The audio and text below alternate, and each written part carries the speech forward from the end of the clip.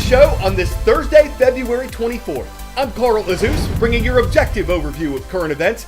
The U.S. Supreme Court is our first topic. President Joe Biden has reportedly met with 3 potential nominees to the High Court, and by next Monday, he's planning to announce his choice for the court's next Associate Justice. On our January 28th show, which you can find in our YouTube archives, we explored some of the likely frontrunners for President Biden's nomination. He's expected to follow through on a campaign promise he made to nominate the first black woman to the Supreme Court. If she's confirmed, it would be a historic appointment, though an ABC Ipsos poll conducted last month found that most Americans wanted the president to consider all possible nominees. Whoever is nominated will still have to be confirmed, and whoever gets confirmed will be replacing 83-year-old Associate Justice Stephen Breyer, who's retiring. Justice Breyer began his term on the High Court in 1994 after his nomination by then-President Bill Clinton. There's no limit to how long justices can serve. The U.S. Constitution says they can hold their office during, quote, good behavior.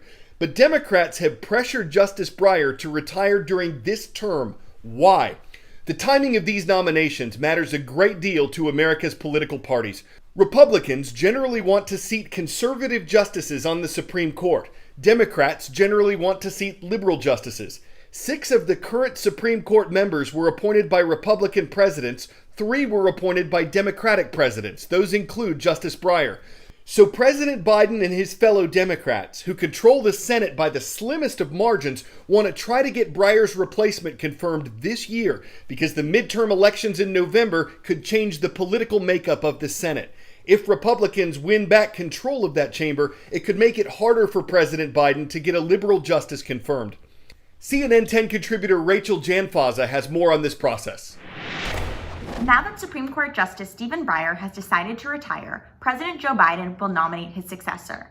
But just because Biden nominates a successor does not mean that his pick will automatically be confirmed to the highest bench in the land. The Constitution does not require that the candidate is a judge or even a lawyer, but that's been the case in recent history. Once Biden announces his pick, the confirmation process heads over to the Senate, where there will be hearings over the candidate in the Senate Judiciary Committee ahead of a Senate vote over whether or not to confirm the nominee.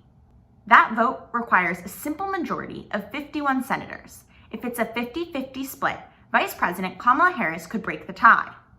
You might be wondering, how long does this process take?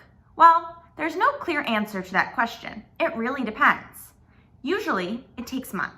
But when Justice Ruth Bader Ginsburg died in 2020, former President Donald Trump and Senate Republicans confirmed now Justice Amy Coney Barrett in less than a month. So, time will tell. But with the 2022 midterm elections on the horizon, Senate Democrats will likely look to follow a quick timeline towards confirmation while they have the Senate majority. 10-second trivia. What accounts for more than 99% of the mass in our solar system? The planets, the sun, carbon, or oxygen? Believed to be composed mainly of hydrogen and helium, the sun holds the vast majority of our solar system's mass.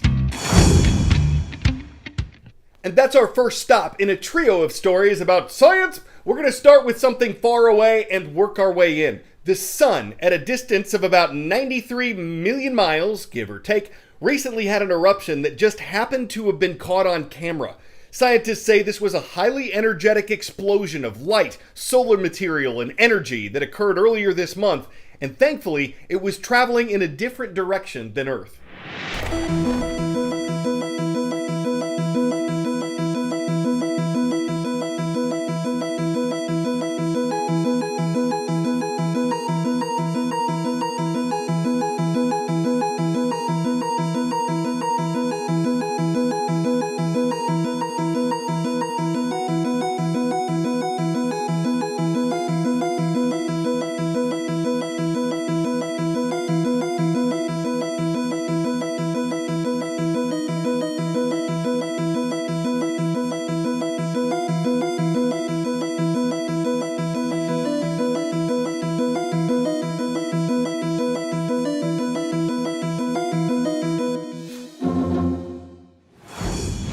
little closer to home, when Mars and the Earth get near each other, they're only about 34 million miles apart, and NASA currently has a rover that recently marked its first anniversary of when it landed on the Red Planet.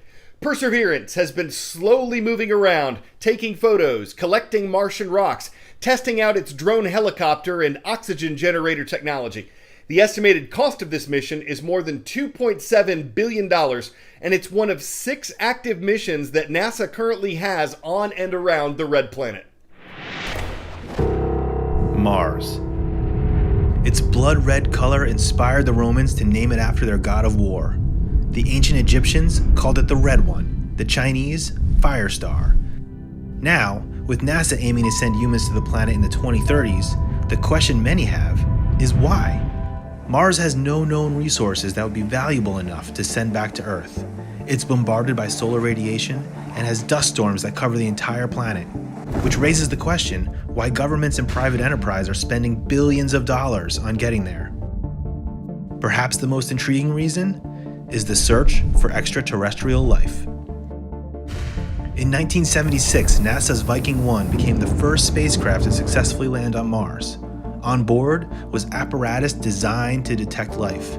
Chemical soil tests were initially promising, but doubts were raised, and it has since been discounted that life was discovered by Viking 1. Yet it still supercharged the debate on whether there was life beyond our planet and what it means for our place in the universe. Conditions on Mars indicate life could have existed, and in 2018, NASA's Curiosity rover found organic matter, like methane, in rocks. Organic molecules could be the food for life, or they could be the product of life, or maybe they're from something altogether different, such as geology or meteorites that were deposited into the lake. NASA's Perseverance rover, which touched down on the Red Planet February 2021, is actively testing for signs of life too.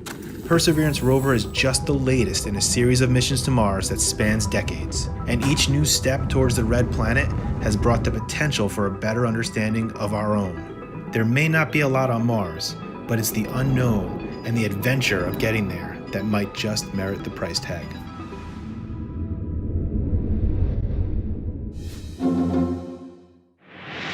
Bringing things right back down to Earth, one of the most active volcanoes on our planet is at it again. We're talking about Mount Etna, the highest active volcano in Europe. It does this a lot. Etna is located on the eastern part of the Italian island of Sicily. Shout out to Mr. McCarthy's classes watching there. And the blast from Mount Etna earlier this week sent a volcanic ash cloud about 7.5 miles into the air. This is according to Italy's Institute of Geophysics and Volcanology. The lava fountain that shot from the mountain was visible in hues of red and crimson for several hours, and the Catania airport, which is located about 20 miles away, had to shut down for a while because ash is bad news for airplane engines. It can melt inside them and cause catastrophic damage. Etna's eruptions can and have caused damage to nearby property, but Italian officials don't consider the volcano a direct threat to the people who live in the region.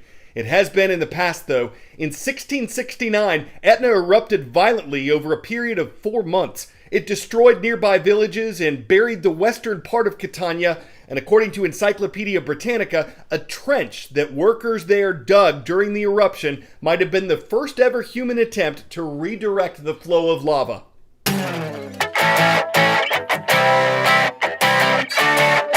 One really sweet story rates a 10 out of 10 today. How many M&Ms can you stack one on top of the other? For 22-year-old Brendan Kelby of Queensland, Australia, the answer is 6. That might not sound like a lot, but it is a world record. No one on the planet has proven to Guinness that they can stack more than 6. These have to be just regular milk chocolate M&Ms, and they've got to stay stacked for at least 10 seconds. No, I don't mean to be Ruth, baby, but some might snicker, calling that record a dud he milked for all it was worthers. But he's an original, star bursting with mounds of grand ideas that bring him good and plenty almond joy, as long as he keeps catching records and doesn't get, butterfingers. I'm Carl Azus. From the town of Keensburg, Colorado, we've got the Rebels of Weld Central High School watching today. Thank you for your request on our YouTube channel. Please join us again on Friday.